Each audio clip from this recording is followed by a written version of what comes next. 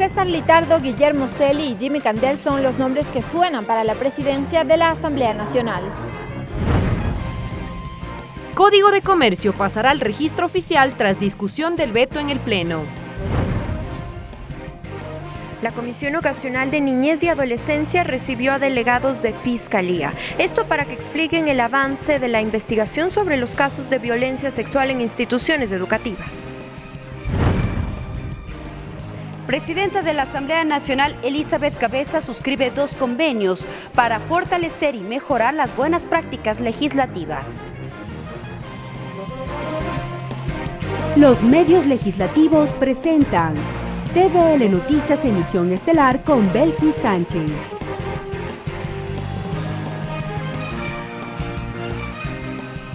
Jueves 9 de mayo de 2019. Saludos amigos, sean ustedes bienvenidos a la emisión estelar de TVL Noticias que llega a ustedes a través de la señal de televisión legislativa del Ecuador, la radio de la Asamblea Nacional y nos sintonizan también, por supuesto, por internet, por tvl.asambleanacional.gov.es y por Facebook Live. Enseguida, las noticias.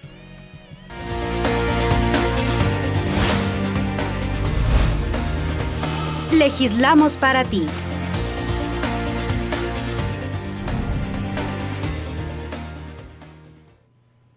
Iniciamos con el segmento Legislamos para ti y les contamos que 4 autoridades y exautoridades censuradas, 3 asambleístas destituidas y varias comparecencias, sobre todo de ministros de Estado para rendir versión sobre temas importantes de coyuntura, han marcado la fiscalización y control político en lo que va del actual periodo legislativo. Les tenemos el resumen. En el marco del cumplimiento del rol fiscalizador que tiene la Asamblea Nacional durante estos 2 años de gestión, son varios los procesos de fiscalización y control político que se han evidenciado en el Pleno de la legislatura y que han marcado decisiones trascendentes para nuestro país. En agosto de 2017, el Pleno autorizó el juicio penal a Jorge Glass, quien luego del debido proceso fue sentenciado por el delito de asociación ilícita en el caso de Odebrecht. A la par y al finalizar el 2017 e inicios de 2018, el Parlamento tramitaba el pedido de juicio político al ex vicepresidente. Sin embargo, el tema quedó al interior de la Comisión de Fiscalización. En el primer año de gestión y bajo la presidencia de José Serrano se evidenciaron 2 juicios políticos. El primero fue el 3 de julio de 2017. Carlos Polit, excontralor general del Estado, fue censurado por incumplimiento de funciones. El 12 de marzo de 2018, Carlos Ochoa perdió el cargo de superintendente de comunicación. Asimismo, el Pleno censuró y destituyó a Carlos Vaca Mancheno como fiscal general del Estado tras la publicación de un audio de una conversación entre el excontralor Polit y José Serrano. La difusión de dicho audio derivó también la destitución de Serrano en su calidad de presidente. Es entonces que Elizabeth Cabezas asumió la presidencia del Parlamento. Bajo su mando también se llevaron a cabo varios trámites de juicios políticos. En enero de 2019, el ex procurador general del Estado, Diego García, fue censurado ante el Pleno por incumplimiento de funciones de representación jurídica y patrocinio del Estado. Por otra parte, el Pleno de la legislatura negó la censura al exministro de Finanzas, Carlos de la Torre, a quien se lo acusaba de haber transferido $300 millones de la cuenta de la Ley de Solidaridad a la cuenta del Tesoro Nacional. Asimismo, varios procesos de juicio político quedaron en la Comisión de Fiscalización, como son el trámite en contra del expresidente del Consejo de la Judicatura, Gustavo Yalc, y los vocales de ese entonces. Sin embargo, no se obtuvo los votos para la aprobación del informe.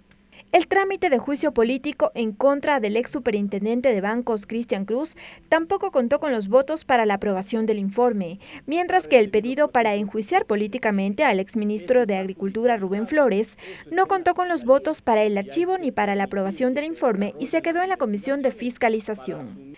De momento, la Comisión de Fiscalización también avanza con el trámite del pedido de juicio político en contra de la ex canciller María Fernanda Espinosa, así como también la Mesa Legislativa recomendó al Pleno remitir el informe de la información recabada sobre el análisis de la publicación El laberinto offshore del círculo presidencial a Contraloría, a la UAFE y a la Fiscalía, para que en el marco de sus competencias determinen si existen irregularidades.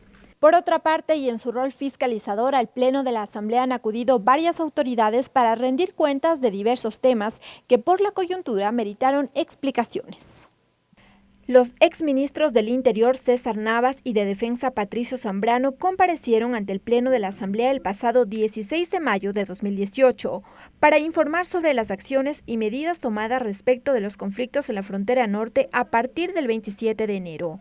Asimismo, se convocó a varias autoridades que conocieron sobre el secuestro y asesinato del equipo periodístico de Diario El Comercio. Los familiares de las víctimas también estuvieron presentes. En octubre de 2018, el Pleno de la Legislatura llamó a 9 funcionarios para que expliquen sobre la fuga de Fernando Alvarado, exsecretario de Comunicación en el gobierno de Rafael Correa.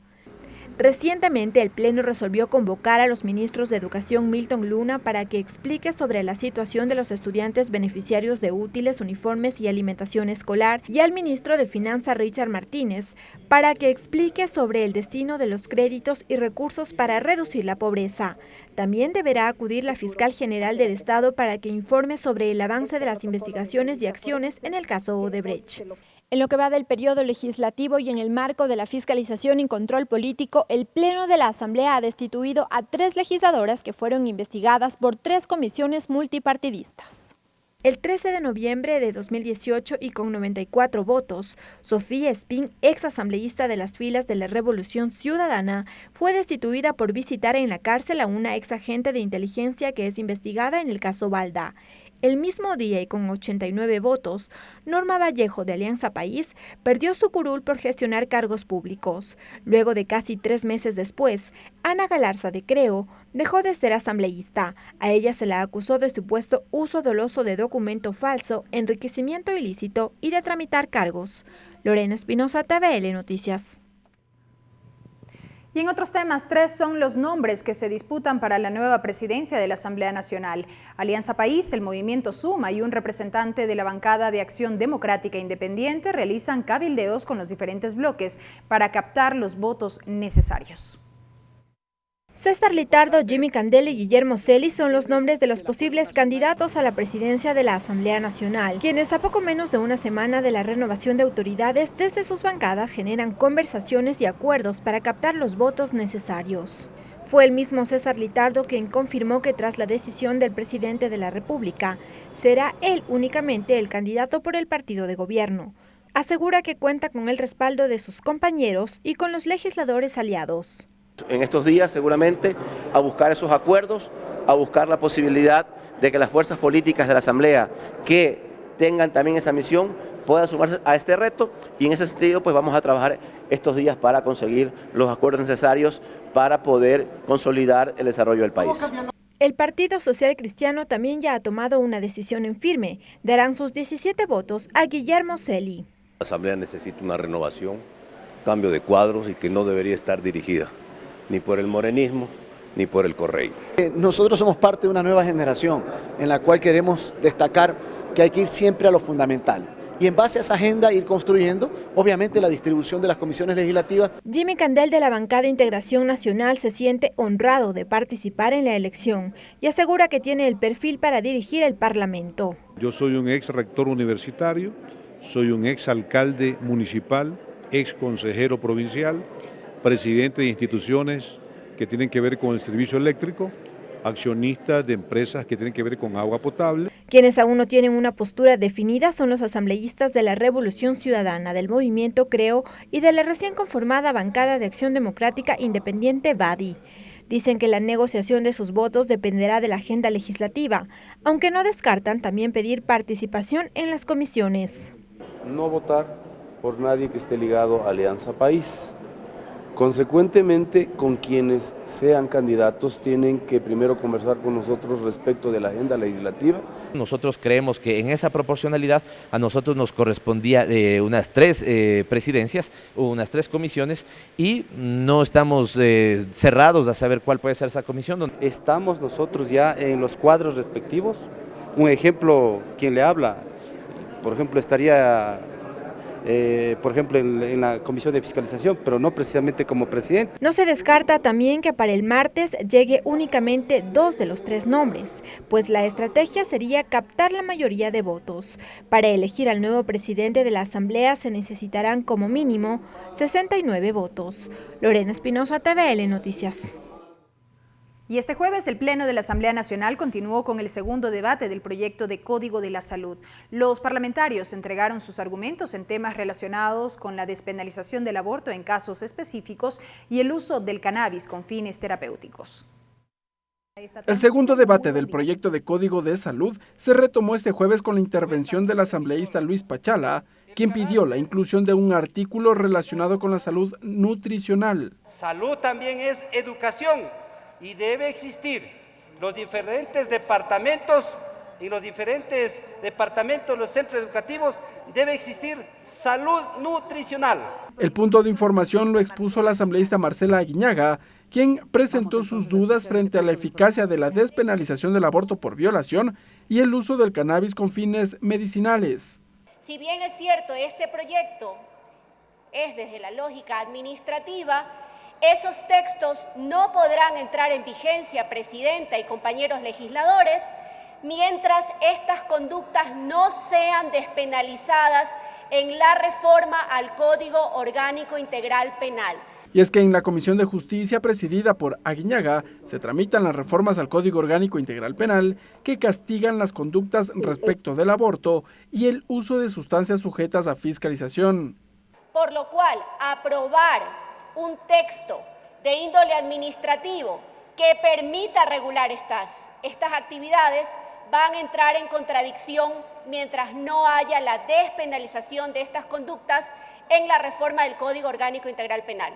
De ahí que la Comisión de Justicia aprobó el informe para segundo debate de las reformas al Código Orgánico Integral Penal. Entre tanto que en el Pleno, los legisladores continuaron con la discusión definitiva del proyecto de Código de la Salud. Los asambleístas Ángel Sinmaleza y Esteban Albornoz expusieron sus observaciones. Porque siempre será mejor prevenir que curar. Agradezco el esfuerzo del presidente de la Comisión por haber agregado otros temas tan importantes como las vacunas, las enfermedades catastróficas. La sesión fue suspendida y se retomará en los próximos días. Ricardo Bravo, TVL Noticias. Y la Asamblea Nacional aprobó el informe respecto de la objeción parcial del Ejecutivo al proyecto de Código de Comercio. A través de varias votaciones, los parlamentarios se ratificaron en 117 artículos observados por el jefe de Estado, mientras que se ratificaron en otros 17, entre ellos el artículo 80 que fija los porcentajes por los servicios bancarios. El documento será enviado al Ejecutivo para su entrada en vigencia. El asambleísta Pavel Muñoz, presidente de la Comisión del Régimen Económico, fue el encargado de detallar el documento.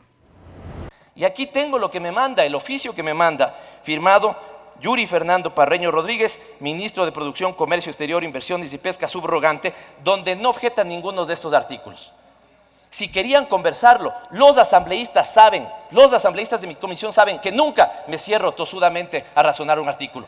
Puedo al final sostener mi posición, pero nunca me cierro tosudamente a razonar un artículo.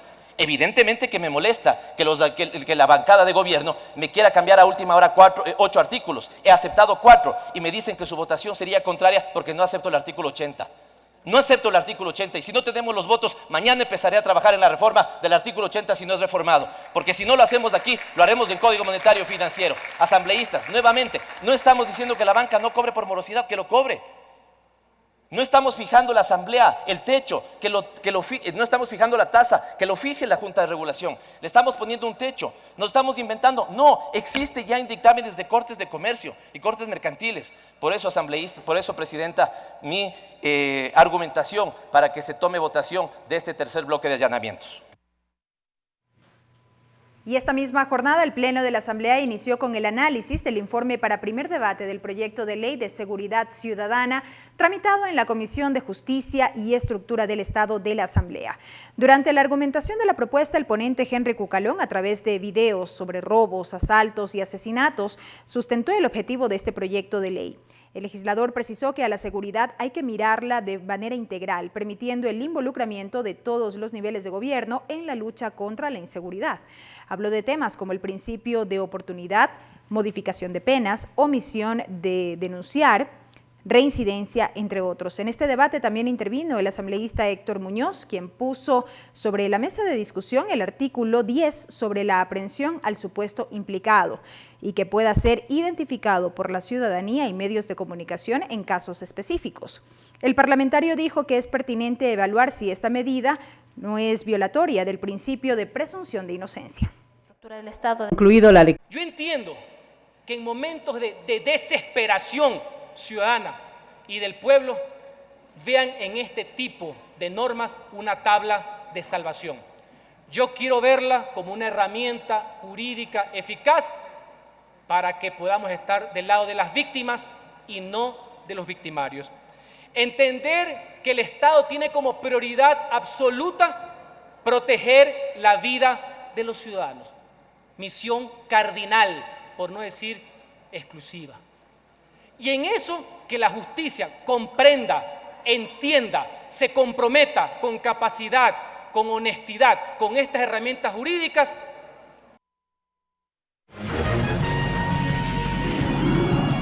Entrevista. Bien, vamos a hacer un paréntesis a estos temas de la coyuntura legislativa para abordar en nuestro segmento de entrevistas una temática que ha marcado los últimos días en nuestro país, y es el rechazo por parte de gremios de estudiantes de medicina tras el acuerdo interministerial entre el Ministerio de Salud y el Ministerio de Trabajo, que redujo el estipendio económico que se destina a los internados rotativos. Para ello ya me acompaña David Yepes, representante de la Asociación de Internados Rotativos. Bienvenido a TVL Noticias, qué gusto. Muchas gracias, Belki. Vimos el pasado 2 de mayo una movilización tanto en Guayaquil cuanto en la ciudad de Quito, en donde ustedes efectivamente expresaban su rechazo respecto de este acuerdo interministerial. ¿Qué sucedía antes? ¿Qué es lo que modifica este acuerdo? Bueno, básicamente dos cosas. El acuerdo que nosotros manteníamos históricamente garantizaba el hecho de que los estudiantes de internado rotativo recibían un estipendio. Nos tachan de estudiantes, no sabemos si somos trabajadores, estamos en el limbo, por así decir. El acuerdo actual, el 345, reduce en $200, alrededor de esa cifra, a los estudiantes de medicina, de enfermería, de obstetricia y de nutrición. Y por otro lado, en las publicaciones que hace el Ministerio de Salud, dice que existen demasiados estudiantes para internado rotativo y que las universidades serán las encargadas de buscar los centros de práctica para estos en un momento. Nosotros estamos aquí luchando porque pensamos que este acuerdo es inconstitucional. Básicamente viola... ¿Regresivo en derechos? Regresivo en derechos, viola el artículo 33, que va alrededor del trabajo, y el 286, porque efectivamente esto lo único que nos hace ver es que se está reduciendo el presupuesto en salud, y es uno de los rubros que nunca puede ser tocado, además de la educación y la justicia, y el Estado debe garantizar eso. Vamos desmenuzando varios de los aspectos que ha manifestado. Por un lado, usted sostiene... No sabemos si somos estudiantes, no sabemos si somos trabajadores. ¿Por qué? Bueno, es un poco complejo la normativa técnica del internado rotativo. Resulta que nosotros no tenemos derecho a días libres, a fines de semana, a feriados, a 13º, a 14º, aun cuando trabajamos los 365 días del año. No nos consideramos pasantes porque las pasantías son únicamente de 6 meses. En ese sentido... ¿Cuánto dura este internado? 1 año. 1 año, en todos los casos. En todos los casos. Y ustedes están los 365 días del año en las diferentes casas de salud, poniendo en práctica precisamente estos conocimientos que ustedes adquieren en aulas. Exacto. Además que cabe destacar una cuestión, los profesionales de la salud somos estudiantes durante toda nuestra vida. Entonces, definitivamente este término no puede ser utilizado de manera peyorativa.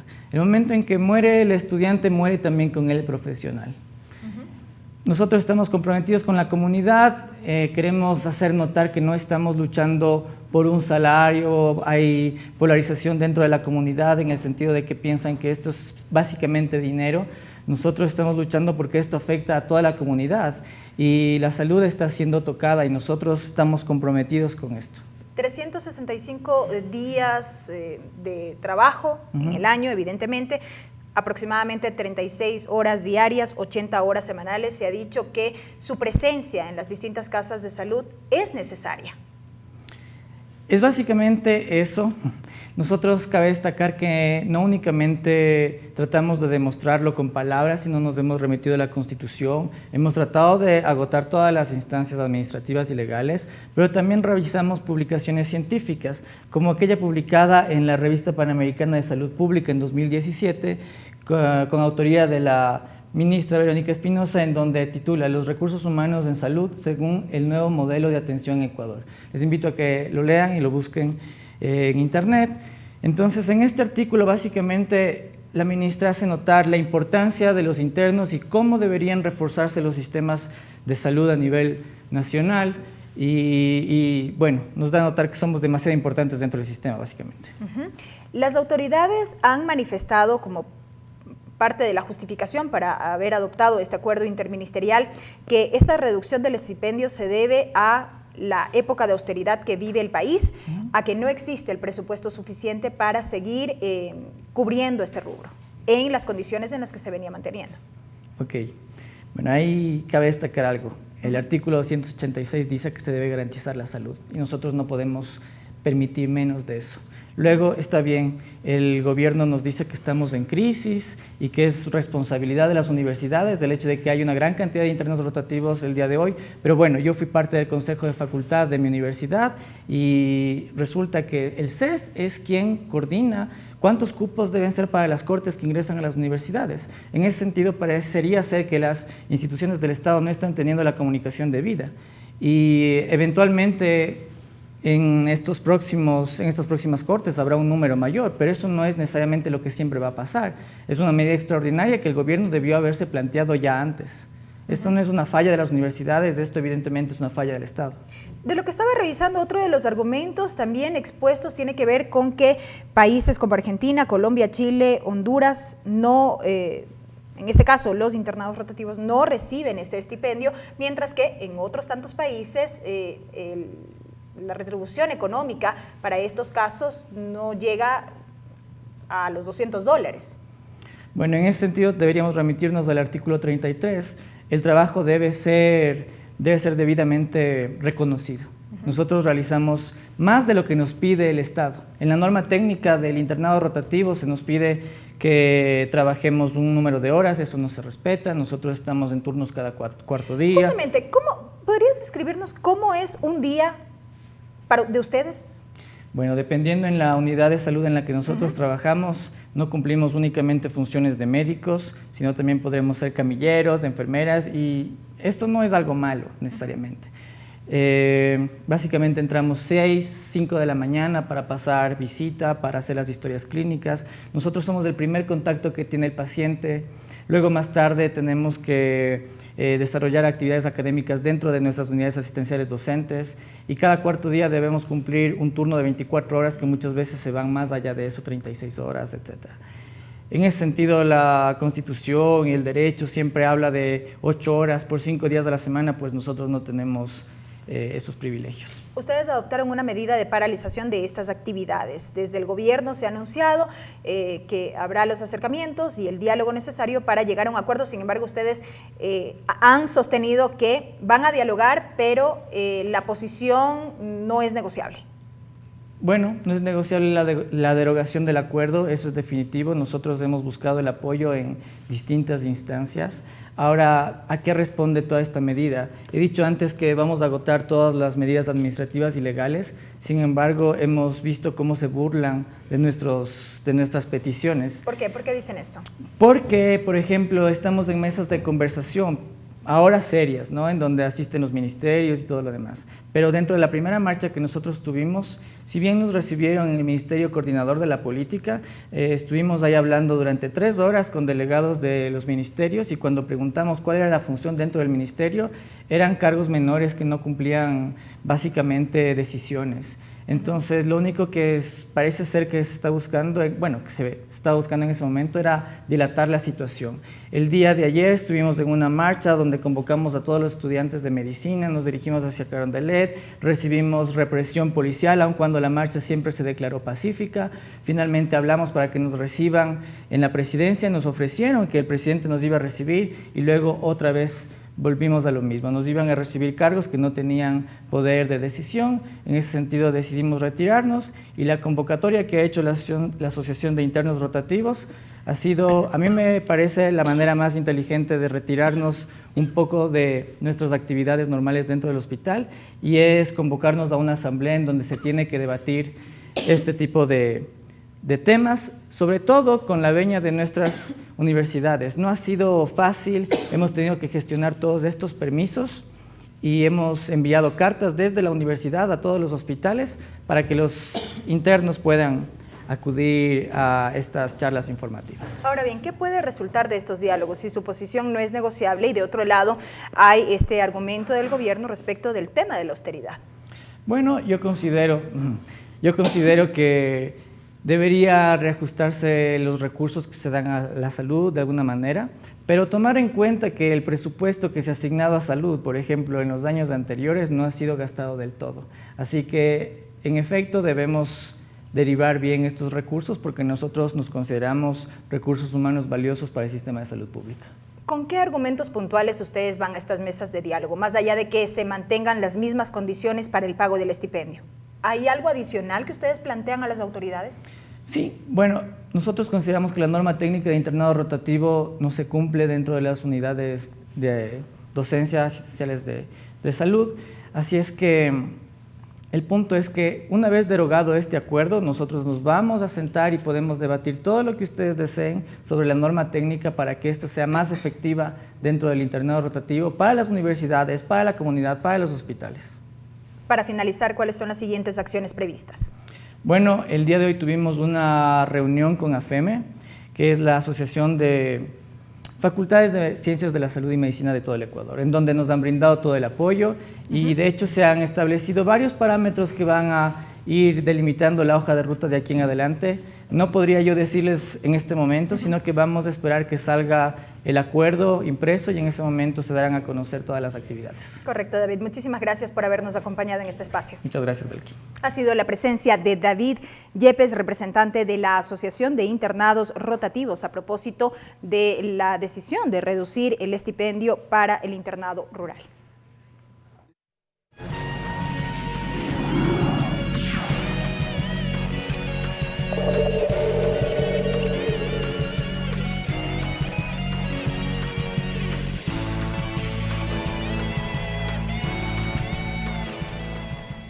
Seguimos con más noticias, amigos. La Asamblea Nacional, el Instituto Republicano Internacional y la Fundación para la Integración y Desarrollo de América Latina suscribieron 2 convenios para fortalecer las capacidades del Poder Legislativo y promover capacitaciones e intercambio de información y demás actividades de la agenda legislativa. La presidenta del Parlamento, Elizabeth Cabezas, reconoció los avances alcanzados. Esto luego del desarrollo de un primer taller sobre derecho parlamentario. Fortalecer las capacidades del Poder Legislativo es el objetivo del convenio que suscribió la Asamblea Nacional y el Instituto Republicano Internacional, IRI, a fin de lograr que ambos organismos puedan intercambiar conocimientos y buenas prácticas legislativas en la región. La presidenta del Parlamento, Elizabeth Cabezas, reconoció los aportes. De contar con los mecanismos legales que nos permitan solventar y formalizar este vínculo y esta cooperación a través del IRI. De su lado, el director residente de programas de Ecuador, Miguel Hernández, puntualizó los alcances que la Asamblea podrá obtener tras este convenio y de los permanentes talleres que se realizan en conjunto. Creemos que con este convenio también podemos seguir avanzando en la investigación legislativa y también el intercambio de buenas prácticas con otros órganos legislativos de la región. En esa misma línea, la Asamblea Nacional también firmó un convenio con la Fundación para la Integración y Desarrollo de América Latina, FIDAL, que complementará el trabajo parlamentario con acciones de beneficio mutuo, promoviendo los valores democráticos a través de capacitaciones e intercambio de información y demás actividades afines a la agenda legislativa.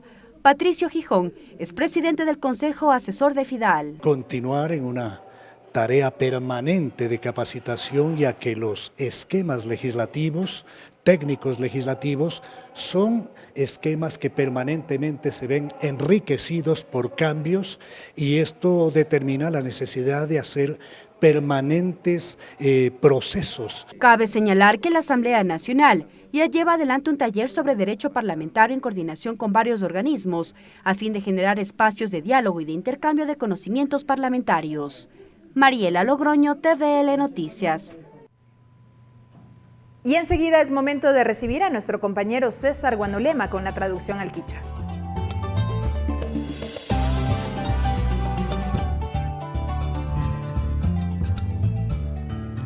Minga chewaichi gayukuna ñukunchi kasna kay chishi ñami kikimpa wasiman chamukunchi kichwa shimipi willaykunata riqsichingapak. Mashi Belki Sánchez alli chishi willaykunawan kaypi kallarinchi. Fiscalización, control político. Kasna kay punllakuna kay killa kay watakuna imapimi chusco llaqtapi pushak runakuna shinallati ñawpa kasna llaqtapi llankayta pushako ayllukuna shinallati kimsa apukkuna imatami kasna kay hatun tandanakuy mama llaqta tandanakuy uku imapika apukuna ñawinchishpa taripashpa llankaymanta llukshichishka shinallati wanachina imapi churashkakuna. Kaytami kasna kay fiscalización hatun ñawinchi imapika llankashka rikurin nishpami tawka apukuna shinallati kay mama llaqta tandanakuita pushak paypak llankaykuna imashina paktashkata willachipika nishpa riqsichirka. Candidaturas presidencia asamblea mama llaqta tandanakuita pushanapak kay shamuq ishki wata imapi kasna kaypi pushakuna mushuk yana imapakmi ña kasna punllakuna kakichkiyakun. Chaypi rikukpika kasna tawka apukuna wangurikunamanta ñami shutikuna rikurin. Shinapash kasna kay Alianza País, Movimiento Suma, shinallati kasna kay Bancada Acción Democrática, kasna kay wangurikunamantami ña shutikunataka mashkakunchin nishkami. Shinapash kasna kay rimanakuykuna yuyaypaktarikuna katikunmi kay shamuq punllakuna astawan ña shutita shukllapak charingapak shinallati kasna kay punllakuna aqllana imapi riqsiringapak nishpami willachirkakuna.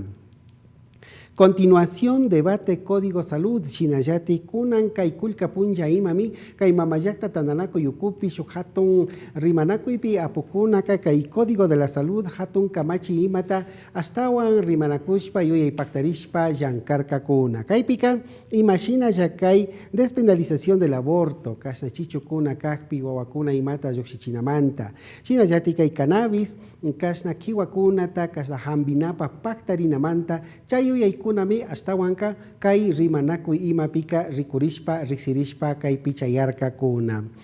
Aprobación veto Código Comercio, shinallati kay mama llaqta tandanakuy uku imapimi llaqta pushak apu kasna kay kamachi kay Código de Comercio hatun kamachita allichinaman kutin tigrachishka chashka kilka imataka ña arinirkakuna. Kaypika shukpatsak chungakanchis kasna kilka niki milka kuna imatami allichishpa kachashkataka kasna arinishpa ña kaypika apushitarkakuna. Shinapash kasna chungakanchis milka kilka kuna imatapi shinallati kutin riqsishpa kaypi apushitarkakuna. Shinami kasna kay tawka kutin apushitaywanmi kay kamachi imataka ña kasna llaqtapi paktarinaman yaykuchun arinirkakuna. Hasta aquí la interpretación en el quichua. Regresamos con TVL Noticias, emisión estelar, luego de la siguiente pausa promocional. Continuamos con TVL Noticias, emisión estelar. Seguimos con más información, amigos. La Comisión de Fiscalización avanza en el trámite de la solicitud de juicio político en contra de la ex canciller María Fernanda Espinosa. La tarde de este jueves, la mesa recibió nuevos elementos. La Comisión de Fiscalización se reunió la tarde de este jueves para continuar con el proceso de sustanciación de la solicitud de juicio político en contra de la ex canciller María Fernanda Espinosa. El subsecretario de América Latina y el Caribe del Ministerio de Relaciones Exteriores, Mauricio Baus, relató la situación en la frontera con Colombia. En las reuniones de la Comifron nuevamente se lograron acuerdos para que tanto las Fuerzas Armadas como la Policía Nacional puedan incrementar la cooperación con sus pares colombianos y mejorar el intercambio de información e inteligencia de manera oportuna y en tiempo real. Al igual que la víspera, varios de los invitados por la Comisión de Fiscalización presentaron sus excusas. El abogado Carlos Poveda acudió a la comisión y desvirtuó supuestas irregularidades en el proceso de naturalización del fundador de los Wikileaks, Julian Assange. Más allá de la legislación interna que cumplió todos los procedimientos de los convenios internacionales, es decir, se cumplió absolutamente, fue el nivel de protección internacional mucho más amplio y sigue siendo ecuatoriano. El asambleísta Marcelo Simbaña insiste en las supuestas irregularidades en dicho proceso. Y lo más grave del tema del procedimiento fue que también hay documentos adulterados, y eso sí es gravísimo. Habrá que hacer un examen grafológico de esos documentos, a ver si en realidad corresponden o no corresponden a las firmas que están ahí inscritas, ¿no? En cuanto a tiempos, la Comisión de Fiscalización espera concluir con el proceso hasta el próximo lunes, previo a la renovación de autoridades. Ricardo Bravo, TVL Noticias.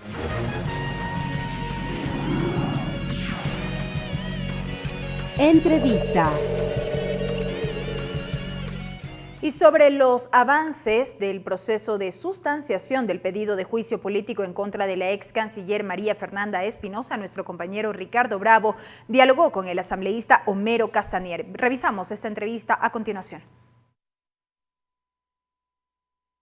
Homero Castanier, asambleísta por la provincia de Cañar, integrante de la Comisión del Desarrollo Económico, Productivo y la Microempresa, integrante de la Comisión de Fiscalización y Control Político, presidente de la Comisión Especializada Ocasional que vigilará el cumplimiento de las obligaciones del Estado con los jubilados.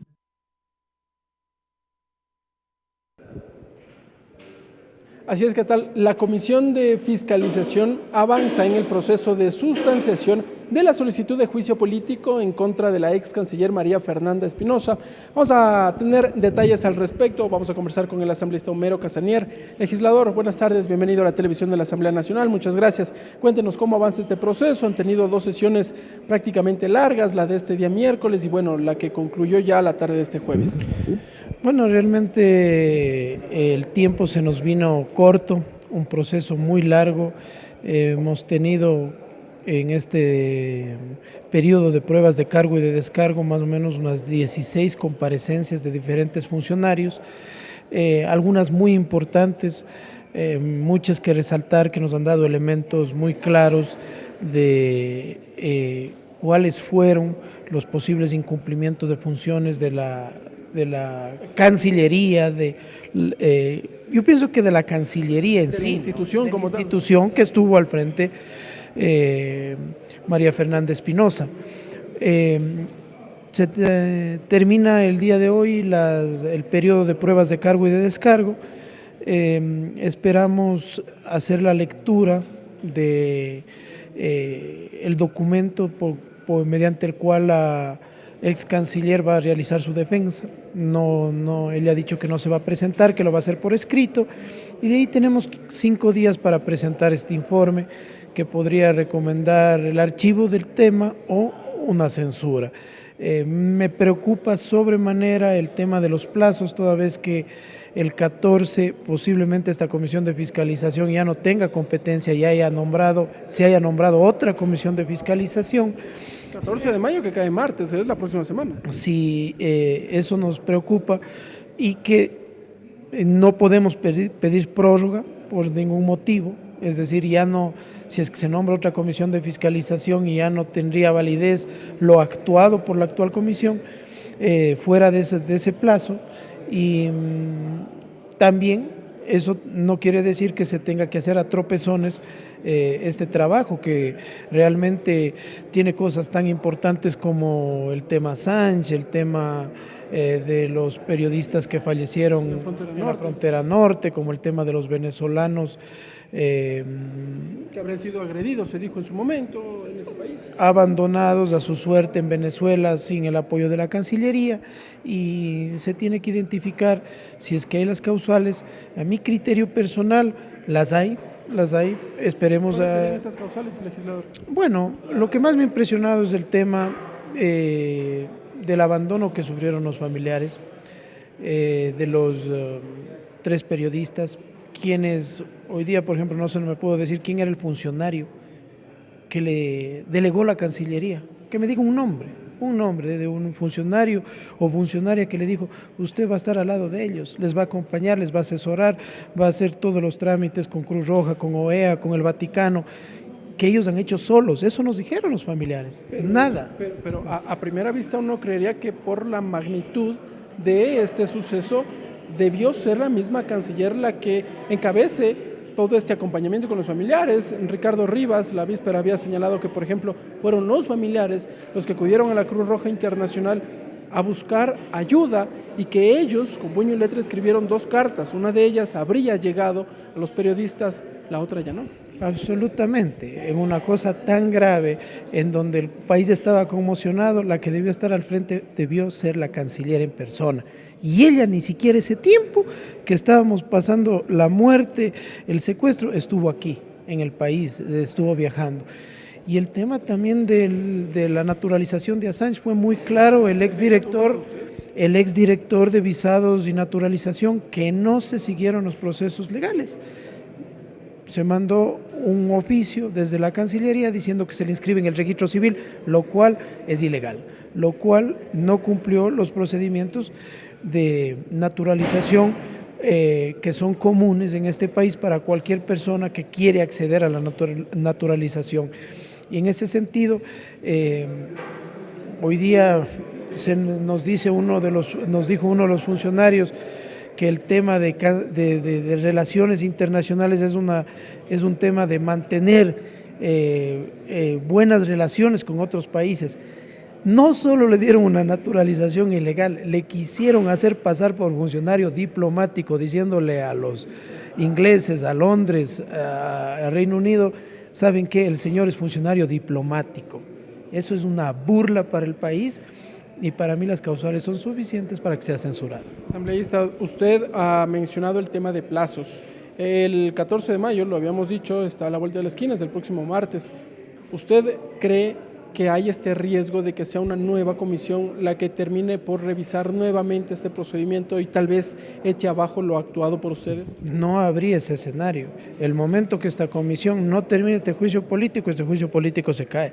Tiene que terminarse con un informe remitiéndose para que pase al Pleno de la Asamblea y sea de conocimiento de los 137 legisladores.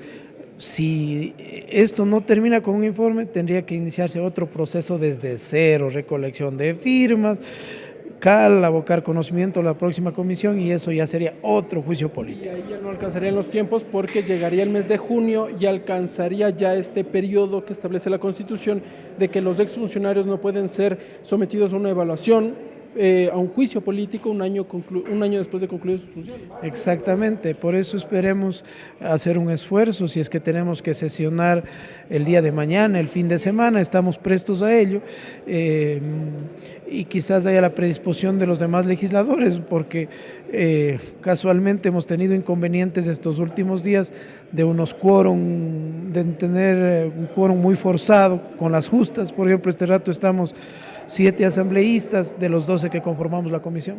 ¿Cree usted que existe ya un ambiente, no sé si de malestar, cómo lo ve usted en cuanto al 14 de mayo? ¿Cómo está la interna esta comisión? Ha sido desgastante, Ricardo, ha sido desgastante. Es el 10º juicio político. En mi caso personal, yo quisiera dejar esta comisión. O sea, tengo otras iniciativas legislativas. Pienso que dado mi aporte, tal vez en un récord que nunca se dará en 2 años tener 10 juicios políticos, es importante que se oxigene también, que vengan otros colegas legisladores, que cambie la presidencia de esta comisión. Recordemos que en mayo del 2017 pusieron 8 de los 12 miembros de un solo partido político, y esa es una muestra de lo desbalanceado y mal conformado de las comisiones.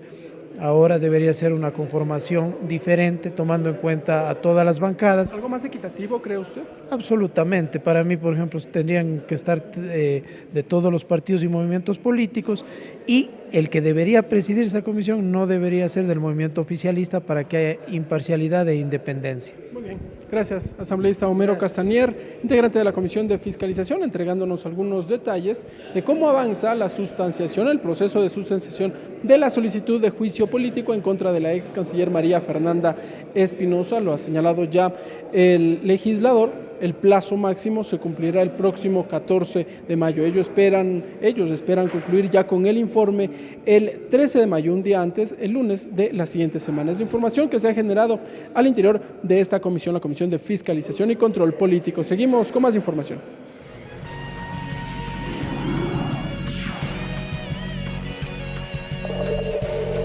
Así es, continuamos con más noticias. La Comisión Ocasional de Niñez y Adolescencia recibió a delegados de la Fiscalía para que expongan el estado de los procesos de investigación sobre los casos de abuso sexual a niños y niñas en instituciones educativas. Los delegados explicaron el protocolo de atención a víctimas impulsados por el organismo. Los casos Zampetra, Musuk Pacari, Aguirre Abad, El Principito, Emanuel, Carolina Andrango, Sebi de Ambato y Guayaquil, la Academia de Ballet y los abusos cometidos dentro de la Iglesia son la razón por que la Comisión Ocasional de Niñez y Adolescencia solicitó a Fiscalía la participación en la sesión, con el objetivo de que expliquen el estado de los mismos. Jimena Coello, delegada de Fiscalía, explicó las medidas tomadas por el organismo desde el conocimiento de estos casos. Tenemos que en investigación previa por el momento se encuentran 41 casos. Se han archivado 6, están en instrucción fiscal 4 casos, tenemos en la etapa preparatoria de juicio 5 casos, con sentencia absolutoria 3 casos y con sentencia condenatoria 18 casos. Además expuso sobre el protocolo de atención a víctimas de delitos contra la integridad sexual de niños, niñas y adolescentes. Este protocolo aporta a la no revictimización de niñas y adolescentes víctimas de violencia bajo un enfoque de derechos y los principios de protección integral. El 25% de los casos recibidos en Fiscalía han sido por violación, 51.59% abuso sexual, 8.9% acoso sexual, el 6% por otros delitos como estupro. Estas fueron algunas de las cifras presentadas por Fiscalía. La presidenta de la mesa dijo que es necesario que presenten un informe cualitativo para conocer cómo estos protocolos han actuado en las víctimas, preveniendo futuros ataques sexuales. Si es que se han realizado los protocolos conjuntamente con el Ministerio de Educación, no sé cómo se haya socializado a nivel nacional, a nivel provincial, o cómo tienen planificado la socialización y cómo se han hecho las coordinaciones correspondientes.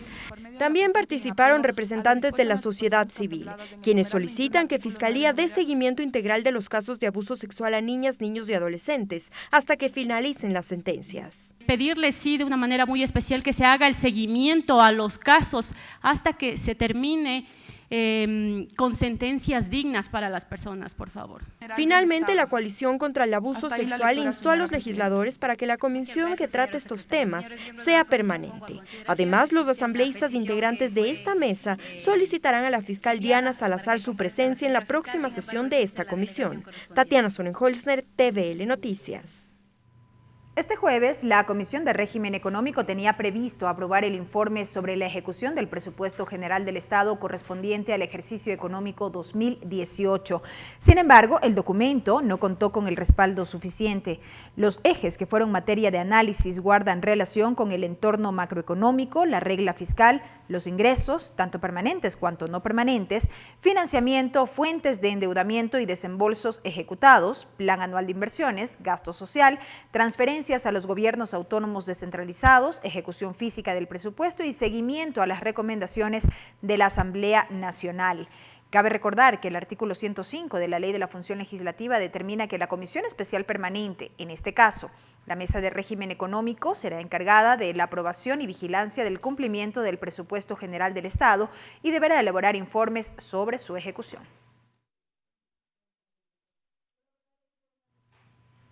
La Mesa Legislativa de Biodiversidad recibió a una comisión de habitantes de las provincias de Orellana y Sucumbíos que expuso las consecuencias y afectaciones que deja la quema de residuos de petróleo. La comisión llamará a varios ministros de Estado para que informen las acciones que se han emprendido para reducir el impacto en la población. Además, la mesa conformará una subcomisión para que realice una visita in situ.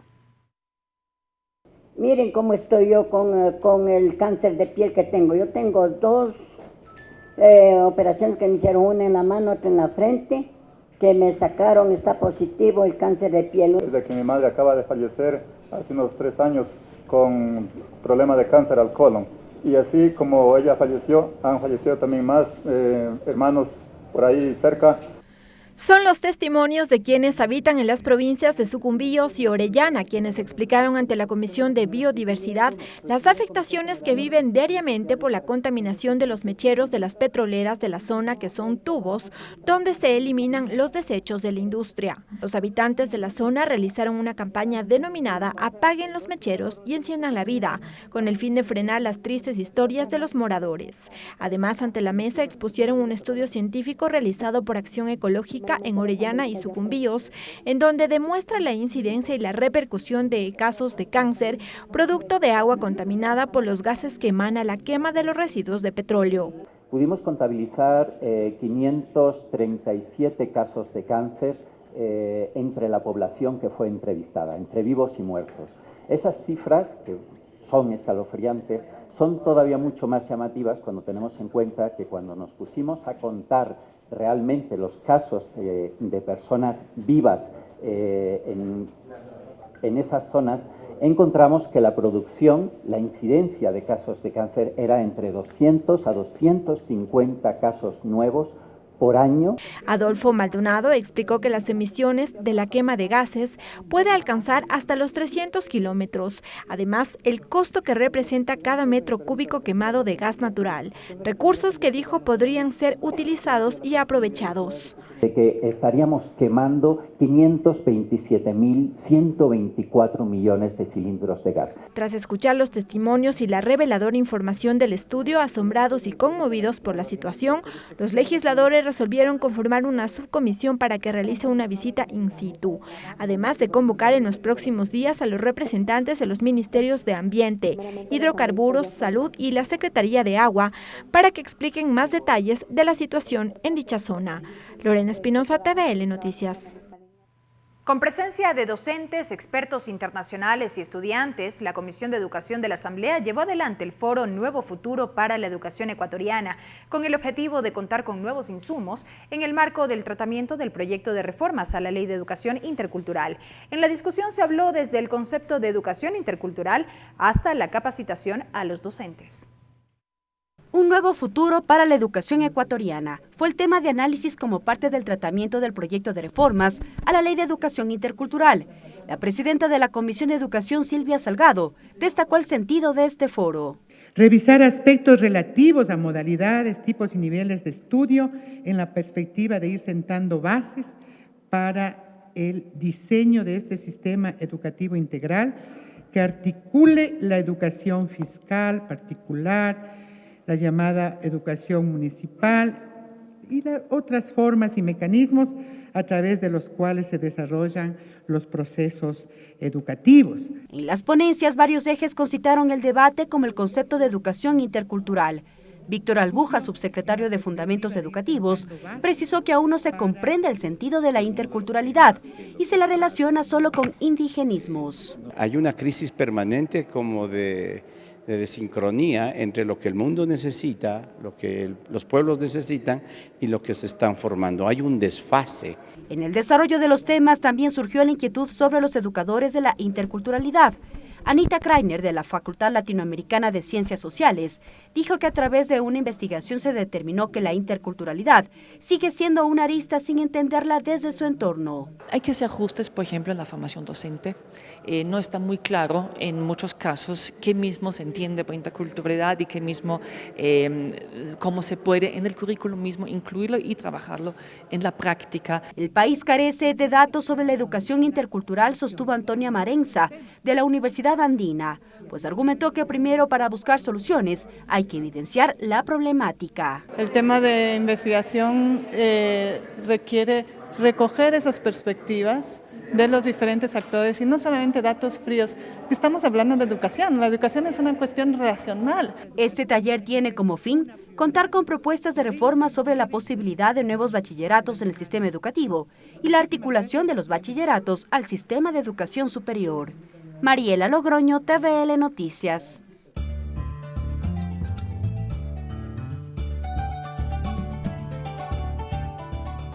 Chinamicanga yupuna ñukunchi kashnakachishi kikinpa wasiman astawan willay kunata kichwa shimipi apamukunchi astawan riksishpa katishun.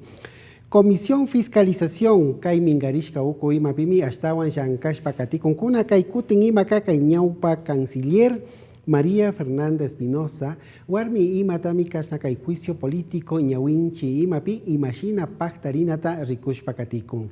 Tauka ayllukunami paykuna yuyashka, paykuna riksishka hasta willachinaman kay mingarishka manchayamushkakuna. Shinapash kashna kay hatun tandanaku imaka mushuk yuyaykuna, huchachikuna, riksichikuna imatami chaskishpa katikun nishpami kaypika willachirkakuna.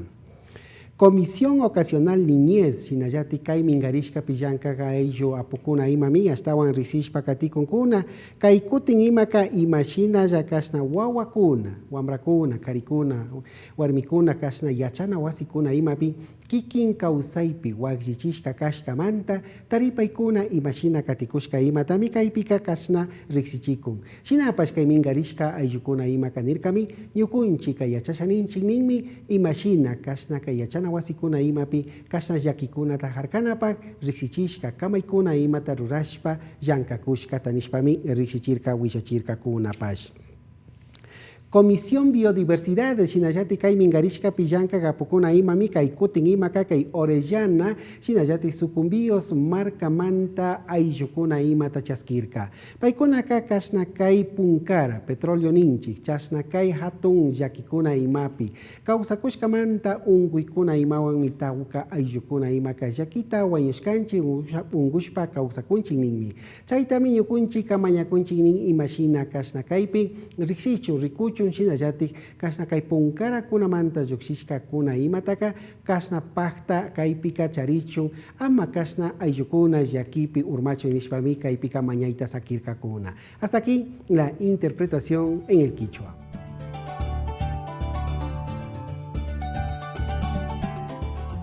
Y así, amigos, llegamos a la parte final de la emisión estelar de TVL Noticias. Gracias por habernos acompañado. Que tengan todos ustedes una muy buena noche. Los medios legislativos presentaron TVL Noticias, emisión estelar.